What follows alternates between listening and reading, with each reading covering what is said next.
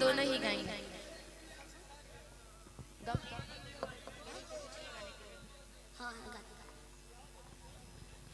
और भैया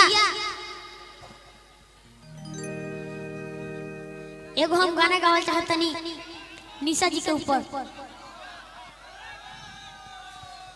अरे चढ़ के डोली मैं तू निकल जाइबू,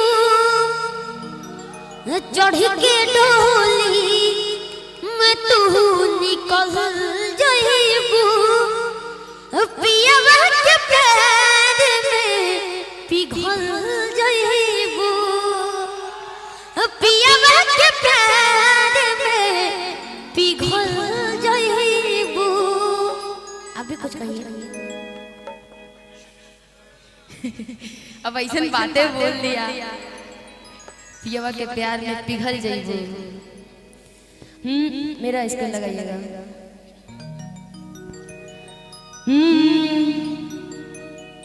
कि 200 के कहीं से माथ जब झारा, अब पाउडर क्रीम और दिया सारा। कि 200 के कहीं से माथ जब झारा, अब पाउडर क्रीम और दिया सारा। तबे नु हम जननी जननी जननी, तबे नु हम जननी कि ससुरा में सैया बारा। तबे नु हम जननी ससुरा में सैया बारा। तबे नु हम जननी 200 के कहीं से माल जब झारा,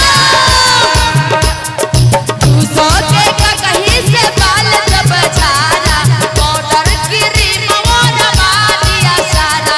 तबे नु हम जननी जननी जननी, तबे नु हम जननी ससुरा में सैया बारा। तबे नु हम,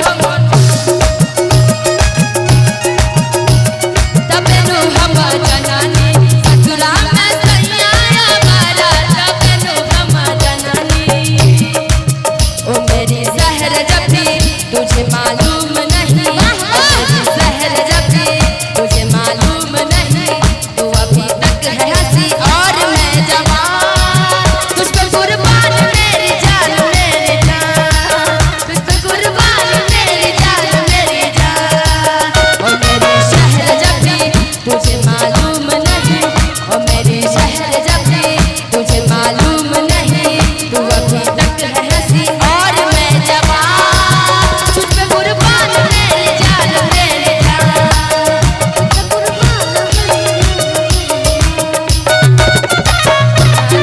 ससुरा में सैया बारा।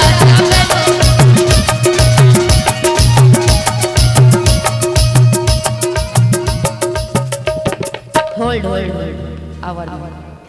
अरे दिल न लगई हो गोरिया रे,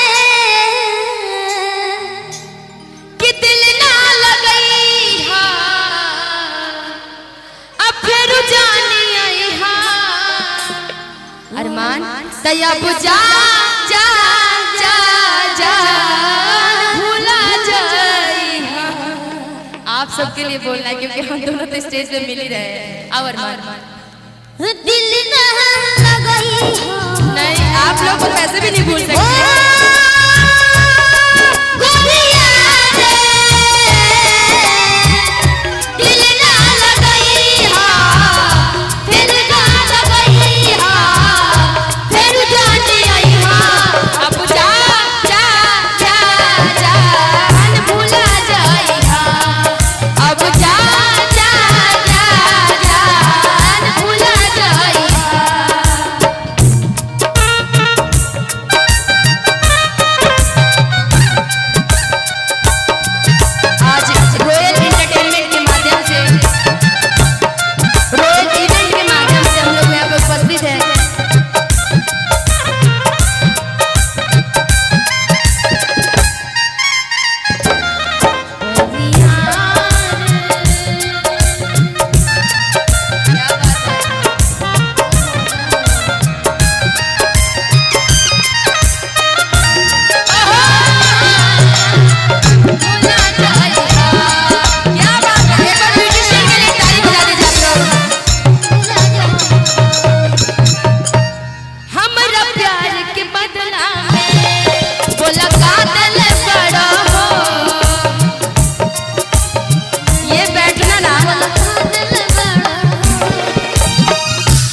बैठना हमारे लिए, अरमान के लिए भी खास करके ये इस तरीके से बैठना इसके लिए हिट है।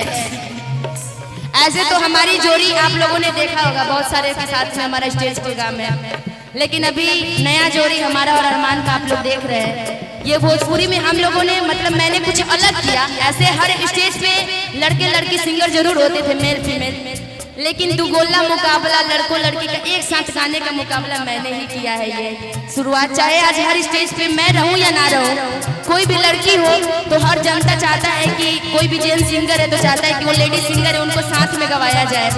और ये प्यार आशीर्वाद आप लोग का जब मिलता है इस निशा उपाध्याय को, चाहे आज एक स्टेज पे मैं फीमेल में एक ही लड़की रहती हूँ और लड़के में 10 मेल सिंगर भी रहते, तो 10 के साथ में मेरी जनता का प्यार होता है कि निशा जी उन सबकी भी साथ गाइए आप। तो ये प्यार जब आप सबका मिलता है तो बहुत अच्छा लगता है मुझे कि मैंने कुछ आप लोगों के लिए अच्छा किया, खुद के लिए अच्छा किया है कि आप लोग इतना सराहते हैं और प्यार देते हैं। और कहना है क्या, हमारा प्यार के बदला में बोला काजल पड़ा हो।